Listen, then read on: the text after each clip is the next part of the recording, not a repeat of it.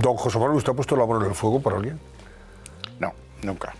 Por si acaso se quemaba. Tampoco he tenido ninguna necesidad porque no recuerdo que hiciese ningún nombramiento sobre el que hubiese habido sospechas, por tanto no tuve que poner la mano en el fuego.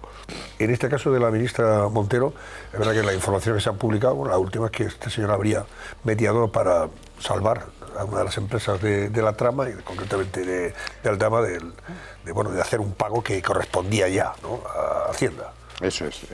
Yo creo que lo que pidió es una moratoria, para intentar... que medió para favorecer a Aldama. No sabemos a cambio de qué, bueno, pero ahí está eso. Estamos ya en un clima tan generalizado que cualquier acusación es verosímil. Es decir, cuando se deteriora tanto la administración pública, la sospecha tiene el campo libre para... Habrá cosas que sean verdad y cosas que sean mentiras, pero ya es grave que haya una convicción generalizada y que hay un ambiente general de corrupción, de arbitrariedad, de discrecionalidad, etcétera. ¿Usted cree que si, no sé si le hubiera ocurrido, pero en caso de que se le hubiera ocurrido a la mujer de Rajoy, en cuyo gobierno usted estuvo, no sé, pues hacer algún tipo de negocio con un software o participar en una cátedra de la Complutense o de cualquier otra universidad utilizando los servicios, por ejemplo, de una asesora de Moncloa y, por supuesto, todo lo que supone la infraestructura del Palacio de la Moncloa para esa actividad privada, ¿qué se habría dicho de Rajoy? Bueno, hubiésemos tenido que irnos de España todo el gobierno, o sea, directamente.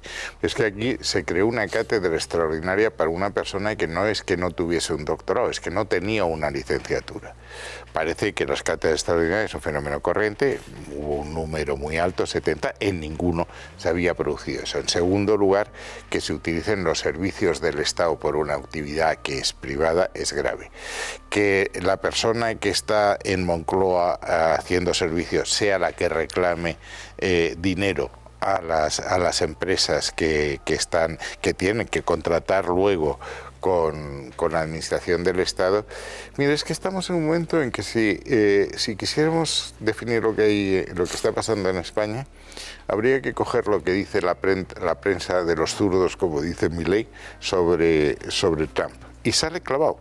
Cuando se tiraron las manos a la cabeza por las órdenes ejecutivas que firmó el día que tomó posesión, 26, 70% de las disposiciones legislativas de España son decretos leyes. La última ha sido el decreto Omnibus, que tenía 101 artículos, ahí cabe todo. La Constitución lo que dice, oiga, esto es para casos de urgente y extraordinaria necesidad. Y no es un capricho, la gente dice, esos son technicalities de constituciones, también usted no. El decreto ley lo aprueba el gobierno. Y los diputados no pueden enmendar, ni pueden discutir, es sí o no. Y se convalidará o no se convalidará después. La gran mayoría no se convalidan, lo cual ya es grave. Pero aunque se convaliden, produce efectos hasta que se haya rechazado por el Congreso. Por eso tenía razón el PNV, cuando dice, ustedes estarán de acuerdo o no con que el gobierno español haya transferido al Partido Nacionalista Vasco la sede del Cervantes en París, el Marceau.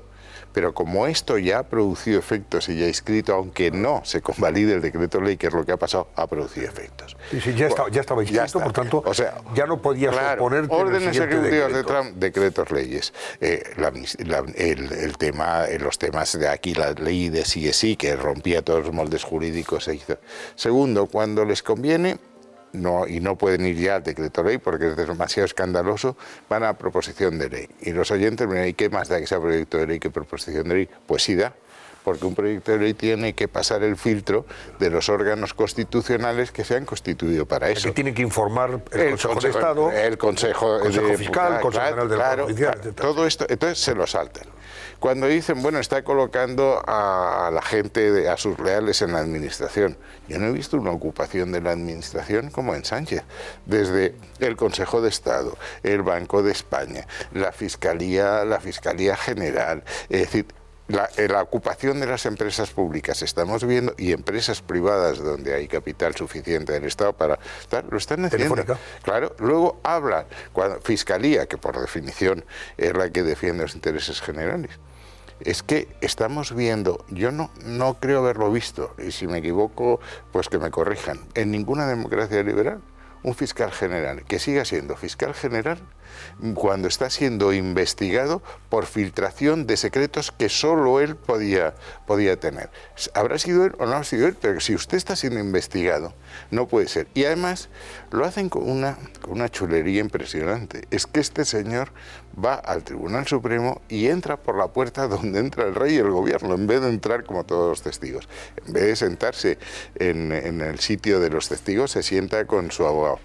Y ya estábamos hablando antes de moda, de esa chaqueta que tiene que estar. Bueno, el tipo va con una corbata en que están con la balanza de la justicia. Sí. Y dice, bueno, y este señor ¿Eso que es recochineo? Es recochineo, claro, es que nos toma el pelo.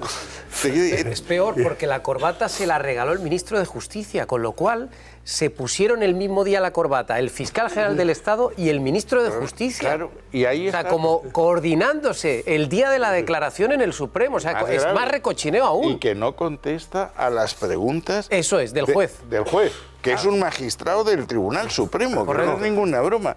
Y luego, cuando tienen dificultades con la justicia, utilizan las ruedas de prensa posteriores al Consejo de Ministros para intentar anular las instrucciones de los jueces. Yo estuve en el PP, tuvimos el caso Gürtel, vamos, y en una rueda de prensa en Moncloa empezamos a rearle al juez de turno, bueno, se arma aquí la de... Tienen que salir por patas de claro, no hay que es que son cosas absolutamente insólitas. ¿Qué es lo que más le puede preocupar a Sánchez de todo lo que se investiga? ¿Lo de su entorno familiar o esto que puede, en fin, yo creo tiene que ver con su partido, con el propio gobierno a partir de esto, Antonio, gente salpicada por el caso Aldama Coldo Ábalos? Es una pura impresión mía sin gran información.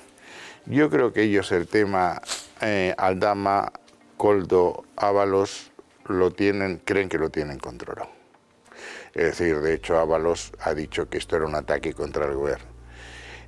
Creo que les puede preocupar. Sí, pero las informaciones que sugieren, o sea, perdón, todo lo que se sugiere de las diligencias ordenadas por el juez, la investigación de su patrimonio, la investigación del patrimonio de su hijo, los contactos con pero no va a pasar de ahí. Yo creo que esto lo paga Ábalos. Con Santos Cerdán, ¿sí? Sí, yo creo que esto lo paga Ábalos. O sea, se queda en Ábalos. Se queda en Ábalos y algo le habrán dicho, no escarbes mucho más, déjalo ahí que ya lo arreglaremos, ¿no? Pero hay otra diferencia con la administración, con todas las administraciones anteriores. Todas las administraciones anteriores, en todos los casos, en todas ha habido algún caso de corrupción. Pero en la nuestra, cuando alguien estaba sujeto a sospecha, se investigaba sin que nadie se entrometiese, se le juzgaba por un procedimiento predeterminado, un juez imparcial, y si lo hacía mal, iba a la cárcel. Aquí es que coges la historia del Partido Socialista, coges los ERES y te encuentras con indultos. Cuando el indulto no es suficiente, y hablo ahora del tema del procés catalán, se amnistía. Bueno, entonces es que aquí hay una sensación de impunidad. Entonces por eso puedes llegar a arreglos diciendo, oye, tú asume esto, que el agua no suba de nivel, que ya lo arreglaré. Bueno, además ahí tenemos a don Cándido Conde Pumpido para, en fin, solucionar lo que haya que solucionar. Por ejemplo. El señor Lobo de este gobierno. Por ejemplo. Es el señor Lobo de este gobierno. Para que nos entiendan aquellos que no conocen la película de El Lobo de... ¿verdad? Sí. Es el que limpiaba todas las excrescencias y todas las cosas malas que los malos hacen. Pero, Antonio, esto hay que dejar que los jueces hagan su trabajo, que los fiscales hagan su trabajo dentro del margen de autonomía que les dejan, que no es mucho, que la Inspección de Hacienda haga su trabajo, etcétera. Pero con eso no basta, ¿eh? Yo creo que el centro derecha tiene que saber que eso no basta, que vaya ese señor Sánchez tampoco basta y que tenemos que hacer un programa de gobierno de cómo queremos España dentro de 10 años. ¿Le parece adecuada la oposición que está haciendo el Partido Popular a un gobierno y a un presidente que no juega limpio? Vamos a ver, yo con el PP me pasa como con el Madrid, que soy forofo. Y entonces siempre les pido más. O sea, y yo creo que, bueno, que esto están haciendo esta oposición, pero que tenemos que... Tú no te puedes sentar a jugar a las cartas como un caballero con un señor que hace trampas todos los días.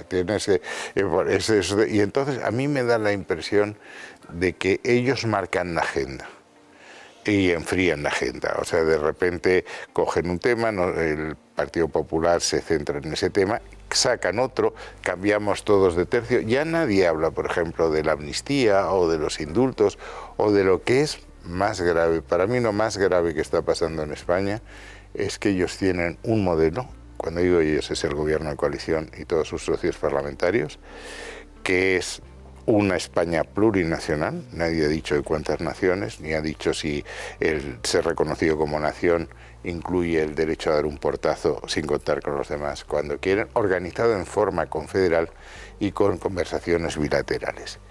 Y mira, en derecho político nos decían que lo más importante que tiene un Estado es el orden y la hacienda pública. Están tratando de eliminar la presencia de las fuerzas de seguridad del Estado, incluso en las fronteras. Eso es lo que estamos ahora. Y están queriendo eliminar la agencia tributaria en Cataluña. Entonces, el problema... Que eso todo es anticonstitucional. Todo es anticonstitucional. La inmigración es anticonstitucional. Pero claro, teniendo en cuenta lo que está haciendo el gobierno y teniendo en cuenta que tiene ahí al Valladar, es que es inconstitucional lo que dice el Tribunal Constitucional. Claro, y en esto es que la gente que colocan... Había una anécdota muy conocida en México, que el presidente de México decía qué hora es, y dice, la que usted quiera, señor presidente, pues estamos en esta situación. Le pregunto, señor García Margallo, usted conoce bien Europa porque ha sido eurodiputado durante mucho tiempo, ¿le decepciona el papel de esta Comisión Europea, de la señora von der Leyen, respecto al trato, digamos, no sé, contemplativo, contemporizador que tiene con España y con el gobierno de Sánchez? Yo estuve en la anterior legislatura y desde el primer momento manifesté que no me gustaba Ursula von der Leyen y que podíamos haber intentado una operación alternativa. No solo por las razones que usted dice como español, sino como europeísta. El problema es que estamos en un mundo en auténtico desorden, con dos campeones, Estados Unidos y China, que pueden llevar a Europa en la relevancia. Hubiésemos necesitado un presidente de la Comisión muy fuerte. Y Ursula von der Leyen no lo es. Ursula von der Leyen fue elegida en primera vez y fue reelegida porque es lo que le conviene al Consejo, que es ella obedece al Consejo. Tuvimos un presidente que fue Juncker y aquí teníamos un candidato que ni siquiera es de mi partido, que era Mario Draghi. Que Mario Draghi hubiese sido un comisario fuerte y serio. A mí no me gusta nada lo que están haciendo, pero... Y sobre todo el tema de justicia, claro, han sido exquisitamente, digamos, vigilantes con Hungría o con Polonia en su día respecto a decisiones que tomaba el gobierno de Orbán, entre otros, en temas de justicia, y aquí en España parece que miran para otro lado. O sea, no les interesa nada. Bueno, yo creo que había por una cierta condescendencia por parte de la presidenta de la Comisión con el presidente del gobierno. Eso parece que es evidente, ¿no? Usted ve una de las peticiones y demandas de Puigdemont para seguir manteniendo a Sánchez en la Moncloa es que por narices el catalán sea lengua oficial en la Comunidad Europea. Bueno, hoy ha habido... ¿Usted lo ve eso o no? ¿Posible? Yo creo que es muy difícil porque es un reglamento que tiene que modificarse por unanimidad de los 27. Hay países porque han intentado, el ministro Álvarez dice que era un problema financiero y que España pagaría, no es eso. Es que eso abre un melón en Europa, es decir, es que alguien podría pensar que el turco debía ser oficial en Alemania porque hay mayoría. Tienes minorías húngaras en determinados países. Eso en Francia hay muchas lenguas. Y yo creo que eso es un problema. Pero a mí lo del catalán realmente a mí no me escandaliza excesivamente.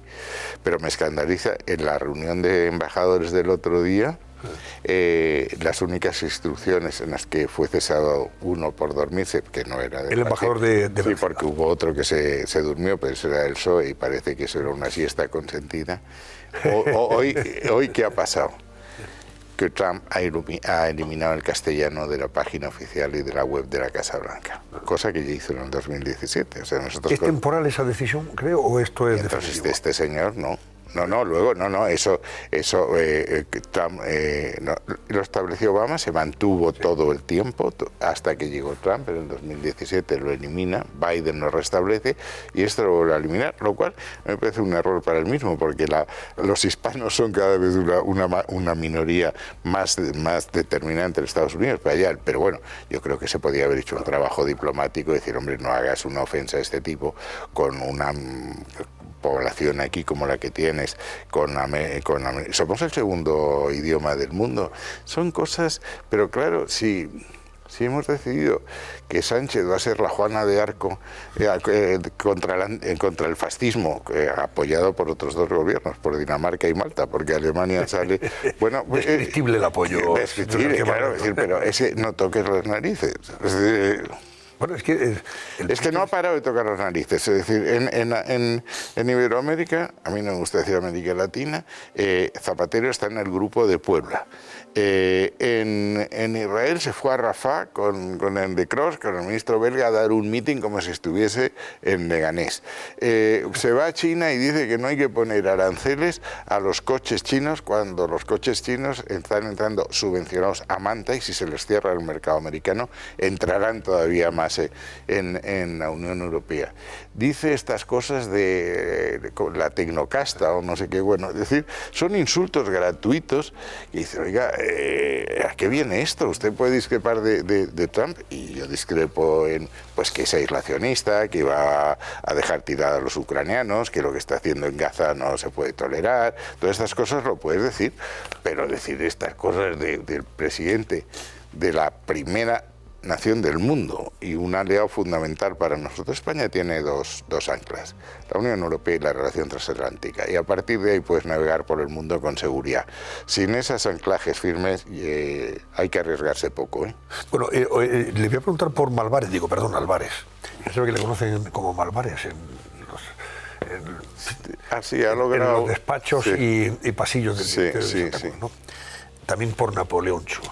Bueno, eso lo sabía usted, ¿no? Lo sabía, bien. Hablo con muchos diplomáticos. Habla con muchos diplomáticos, o sea que...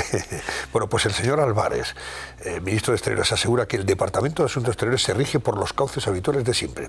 Y además, él ha sacado pecho al asegurar, leo textualmente, que sus colegas europeos le llaman el ministro del milagro español. ¿Usted sabe qué milagro ha obrado? No lo había oído. En consecuencia... No, esto... Bueno, no, la verdad es que no lo había nunca, y lo que yo he oído de mis amigos allí, que son bastantes, no es exactamente eso. Pero yo creo que es que se dedica a las cosas muy pequeñas. Quien es subdirector general de no sé qué, o quien da una conferencia en la escuela diplomática, ha prohibido a los diplomáticos en el exterior que hagan ningún tipo de manifestación, y si para algo tienes una red diplomática, y la nuestra es magnífica, tenemos 118 embajadas bilaterales y unos consulados y unos profesionales que son muy, muy buenos y muy patriotas, bueno, aprovéchalos. No es que les prohíbas hablar, es que les tienes que incentivar a hablar. La Generalitat está volviendo a crear embajaditas de estas para contar las razones de Cataluña. Es decir, alguien tendrá que contar las razones de España y explicar que una secesión unilateral es contraria a Naciones Unidas, y que si no es Estado Cataluña no podrá entrar en la Unión Europea, y entonces se queda sin acceso al Banco Central. Pero eso hay que explicarlo a los demás. Es decir, y claro, todo eso me parece una visión de luces muy cortas, ¿no? Y luego yo creo que las personas y diplomáticos que estuvieron en puestos destacadísimos, y los tienen consulados tirados, yo creo que él tiene... La democracia cristiana italiana hablaba de una cosa que se llama teoría de la excelencia, que es llamar a los mejores, porque hacen mejor al ministro que los nombra o al presidente de gobierno. Yo creo que está exactamente lo contrario. Normalmente los buenos hacen bueno al mediocre. Claro. Al jefe mediocre, está claro. Claro. Le pregunto ya que por la política seguida por Álvarez en el Ministerio de Exteriores, dado que ha sido muy controvertida y polémica. Se ha puesto en contra, claro, a toda la carrera diplomática. Claro. Pero es que ha cesado a 3 embajadores. A uno lo cesa porque el de Corea del Sur, porque viene a Madrid, no sé, estaba de vacaciones, en fin, y se ve con Isabel Díaz Ayuso, porque había estado con Isabel Díaz Ayuso en Corea del Sur. Pero es que el presidente de una comunidad es Estado, ha estado en Corea, y entonces es lógico que el embajador, cuando venga, se reúna con ella y explicarle cómo ha ido el viaje. Bien, para eso está. Pues por reunirse con Isabel Díaz Ayuso, el señor Kirkpatrick cesado en Corea del Sur.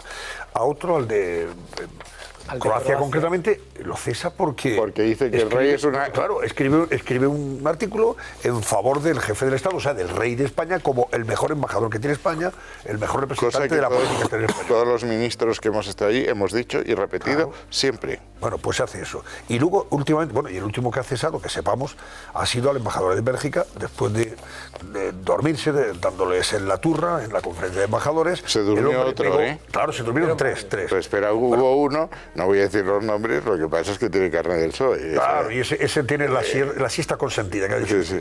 Este es el embajador de Bélgica, concretamente, que el hombre dice que estaba tomando antihistamínicos porque estaba ligeramente tocado de una gripe, y es verdad que los antihistamínicos pues inducen al sueño, y muchísimo. Bueno, pues él ha escrito una carta hoy muy dura, Ha acusado a Álvarez de sembrar la inseguridad y el miedo entre los diplomáticos, y le ha dicho que el ministro confunde la discrecionalidad con la arbitrariedad. Muy educado, pero muy contundente. Eso es. Sí, yo estoy completamente de acuerdo. Y el clima general... Pero es que este gobierno, yo creo que tienen una obsesión por cargarse lo que ellos llaman los cuerpos de élite. Es decir, y colocar a peones de su brega, ¿no? Eso es. Pero claro, tienen a los inspectores enfadados porque dicen que van a desaparecer de Cataluña, cosa que probablemente sea cierta. A los cuerpos y fuerzas de seguridad de Estado también, porque también les quieren quitar hasta las competencias en las fronteras. A los abogados del Estado, a los inspectores de Hacienda. Claro, ponerse en contra a toda la administración, porque este país, bueno, igual que todos, pero este sobre todo, ha funcionado siempre bien porque tenía unos cuerpos que sostenían la administración. Cuando hicimos la transición, que hubo un momento de vacío político, el país siguió funcionando porque tenía unos cuerpos de administración muy sólidos, unos jueces muy sólidos, unos fiscales muy sólidos, unos abogados del Estado, etcétera. Todo eso seguía funcionando. Y claro, cargarse eso no es lo más inteligente. ¿Qué le dicen a usted los diplomáticos que coincidieron durante su etapa como ministro de Exteriores de la gestión de Álvarez? Bueno, ahora me encuentran estupendo. Es verdad que dicen que él se dedica a cosas muy pequeñas, que ha establecido un silencio de orden monástica, y que están aterrorizados porque no saben en qué momento pueden decir, es como Robespierre, que es que te levantas y te llevan a la guillotina sin saber muy bien por qué, hombre, porque dormirte en una conferencia en que las únicas instrucciones que dio Álvarez, me dijeron los atendidos, fueron dos. Una, el catalán en las instituciones, convencer a total, y la otra, muchos actos para conmemorar la muerte de Franco. Qué fantástico. Fantástico, no tenemos más problemas que esos dos. ¿Usted recuerda algo relevante que haya hecho este señor al frente de la diplomacia española, del Ministerio de Exteriores? No, francamente no. Claro, yo insistí en lo del milagro, es que lo del milagro es una incógnita enorme. Es el gran secreto. Me felicitan por el milagro español, no sé. Él debe referirse a las cifras económicas, que yo creo que algún día habrá que explicarlas y tamizarlas, porque es verdad, y yo me alegro que estamos creciendo más que la media, entre otras cosas, porque veníamos de que apuntárselo el ministro de Economía. Bueno, esto se apunta, sí. Pero en renta per cápita, como hemos aumentado por población y no por productividad, seguimos por debajo de 2006. Y en nivel salarial, en poder adquisitivo, todavía no hemos recuperado los periodos anteriores de la crisis. Y tenemos un paro, es verdad que hemos crecido, pero que es el doble de la media europea. Y en paro juvenil estamos en el 25%, que es un disparate. Y en productividad, que es... Mire, Estados Unidos, ya que hablábamos de Trump, en los 10 últimos años, crecimiento de Estados Unidos económico se explica el 85% por la productividad. Bueno, en Europa, estos 10 años, que la productividad quedó un 0,9, nosotros un 0,3. Y luego tenemos un problema de una deuda pública que es el 105% del PIB, y que dentro de 4 años tenemos que llegar al 60%. Entonces, todo esto del milagro económico, que estas imágenes que utiliza el presidente del gobierno como un cohete, como un tiro, oiga, vamos a hablar en serio. Es decir, vamos a ver las cifras, ¿eh? Y sobre todo la microeconomía, aquello que afecta al bolsillo de los ciudadanos. Bueno, no tanto las grandes cifras. No, pero la gran cifra es la productividad, ¿eh? Bueno, ¿cómo ve, ahora preguntáis también, el resto de la mesa, pero ¿cómo ve usted el papel de Junts y de Puigdemont, que amenaza pero nunca da? O sea, aprieta pero no ahoga. Vamos a ver. Ahora ha conseguido que se tramite esa cuestión de confianza, pero al final ha reconocido la señora portavoz de Junts que, en fin, Sí, que ese trámite va a quedar en lo que quiera Sánchez. Lo que diga, Sí, como el quiera. mexicano, ¿no? Eso es. La hora que usted quiera. Vamos a ver, yo creo que aquí... Y ahora ya amenazan con decir, hombre, si no cumple usted con esto de la inmigración y tal, igual, no sé, le forzamos a que convoque elecciones. ¿Usted qué piensa? Vamos a ver. Sumar no va nunca a crear un problema. Podemos tampoco. Pablo Iglesias va a cobrar los 4 votos en cuotas televisivas, cosa que ya está haciendo. No es ninguna imagen. No, sí. Los socios parlamentarios nunca van a tener una situación mejor que la que tienen con Sánchez, porque nadie está dispuesto a darles lo que ellos pidan, sea constitucional o no. Usted se imagina un gobierno del PP aceptando estas cosas. Bueno, entonces yo creo que van a amagar, pero sin tirar. Salvo que Junts llegue un momento en que considere que unas elecciones le pueden favorecer en su pugna con Esquerra. Es decir, el gran objetivo de los partidos secesionistas es gobernar ahí. Y el segundo, que es lo que yo creo que no se está entendiendo, ¿cómo van a lograr esta transformación radical de una España con una soberanía única, aunque haya autonomías administrativas y políticas, en un Estado multinacional, relaciones bilaterales, etcétera? Ya no se trata, y esto es información, ya no se trata de sacar a Cataluña y España, a Cataluña y Euskadi y España, eso ya lo han abandonado. Lo que quieren es sacar a España de Euskadi y Cataluña, es decir, lo que quieren es desnaturalizar la idea de nación, desguazar el Estado y llegar a una situación en que el Estado español es que en materia de inmigración, en fronteras y todo eso, el gobierno español va a pintar lo mismo que el de Luxemburgo. O sea, Sí. eso, entonces ellos no... Que el Estado desaparezca de Cataluña y del País Vasco definitivamente. Claro. Con lo cual da igual ya que declare la independencia o no. Son prácticamente a la... es que, te lo he dicho alguna vez, que allí lo único español que va a quedar es el Corte Inglés y porque no les molesta el nombre, pero nada más. Porque no se llama Corte Español. O sea, estamos en una deriva existencial, y eso es lo que nosotros tenemos que entender. Hay gente en mi partido que cree que hay que negociar con Junts y no sé qué, PNV, y el argumento es que tienen un modelo socioeconómico parecido al nuestro. Bueno, a lo mejor, pero es para otro país. Claro. Ese es... A ver, Álvaro Nieto, venga, una pregunta cada uno rápidamente. Pero a mí me gustaría preguntarle al señor Margallo que nos cuente su opinión, o que nos dé su opinión sobre esta última ocurrencia de Donald Trump respecto a Gaza, ¿no? Que propone expulsar de Gaza a 2 millones de gazatíes, llevarlos a Egipto y a Jordania. Pero no quieren. Y ahí construir en la Franja de Gaza una especie de resort administrado por Estados Unidos. Esto hoteles de lujo, suena, claro, para Estados Unidos suena fantástico, pero yo no sé esto si tiene algún tipo de futuro, porque evidentemente suena disparate. Bueno, yo creo que para entender a Donald Trump, y te aseguro que yo lo he estudiado mucho, yo en la primera parte de mandato coincidí con él, y además porque me tomo muy en serio Estados Unidos. Él aplica a la política exterior una mentalidad de mercader. Y entonces su política es transaccional.